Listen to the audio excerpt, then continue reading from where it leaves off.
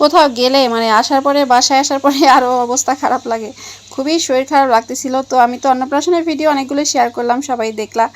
আর হচ্ছে এখানে হচ্ছে পরের দিন সকালে আমার মেয়েকে নিয়ে আমি স্কুলে যাচ্ছি, কারণ আমি ওকে দিয়ে আসি আর ওর বাবা হচ্ছে নিয়ে আসে।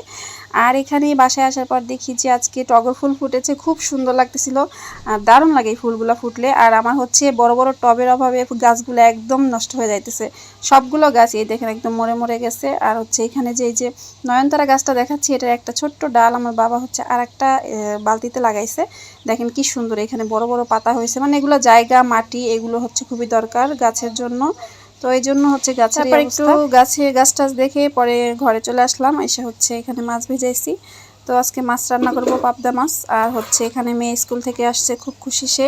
তো এখানে এসে সে হচ্ছে দেখাইতেছে সে স্টার পাইছে হচ্ছে ইয়াতে ড্রয়িংয়ে, খুব খুশি স্টার পেয়ে। ড্রয়িংয়ে খুব মানে খুব পছন্দ করে ড্রয়িং করা, ড্রয়িং ক্লাসটা সে একদমই মিস করতে চায় না।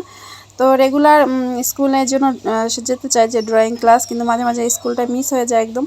তো খুব ভালোই লাগতেছিল, সে খুব আনন্দও পাইতেছিল। এটা বাসায় আসলে প্র্যাকটিসের ব্যাপার, এগুলো প্র্যাকটিস করলে আস্তে আস্তে সব কিছুই খুব ভালো হয়, প্রত্যেকটা সাবজেক্টই, শুধু ড্রয়িং না।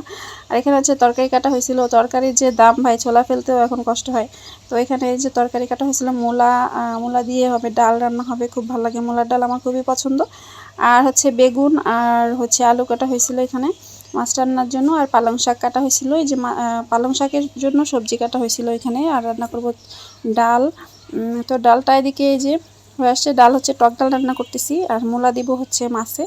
আর এখানে এই যে সবজি ভাজাভাজি করতেছি, এটা হচ্ছে আমরা শাকে দেওয়ার জন্য। পালং শাক রান্না করব সবজি দিয়ে। তো এইভাবে পালং শাক রান্না করলে খুব ভালো লাগে, কালো জিরা ফোড়ন দিয়ে, শুকনো মরিচ ফোড়ন দিয়ে, অনেক ভালো খাই আমি। তো এইভাবেই রান্না করতেছিলাম। আর কিছু দিয়ে একটা থালা বাসন জমেছিল, এগুলো ধুয়ে রাখতেছিলাম, কারণ থালা বাসনগুলো জমায় রাখলে একদম অনেকগুলো হয়ে যায়। আর আজকে হচ্ছে পান্তা ভাত খাওয়ার খুব ইচ্ছা ছিল, তো আমার মা হচ্ছে পান্তা ভাত এখানে নিয়ে নিতেছে, নিয়ে পান্তা ভাত মা খাবে, খুবই আমার ভালো লাগে মরিচ পোড়া দিয়ে পান্তা ভাত। তো যদিও মরিচ পোড়া দিয়ে আজকে খাবো না, কারণ মরিচ পোড়া খেলে একটু পেটে ব্যথা হয়, গ্যাস্ট্রিকের সমস্যা একটু বেশি হয়।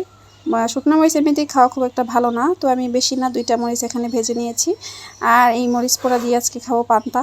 তো আর ছিল ডাল দিয়ে পান্তা ভাত। তারপরে এখানে মাছটা সরি শাকটা আমি দিয়ে দিচ্ছিলাম। আর শাকের যে সবজিটা আছে ওইটা মোটামুটি একটু সিদ্ধ হয়ে গেলে শাকটা দিয়ে দিলেই হয়, না হলে শাকটা আগে দিলে হচ্ছে একদমই শাকটা বেশি হয়ে যায়। প্রতিদিনই কিন্তু একটা একটা শাক খাওয়া খুবই শরীরের জন্য ভালো। আর আমার মেয়ের চিৎকার হয়তো শোনা যাচ্ছে, সে ছাদে গিয়ে জল ধরতেছে আর চিৎকার করতেছে খুবই জোরে জোরে, ও হচ্ছে কথা শুনে না একদমই ভীষণ জ্বালায় আমাকে। আর আমি এখানে পান্তা ভাত নিয়ে বসে গেছি, পান্তা ভাত খাবো।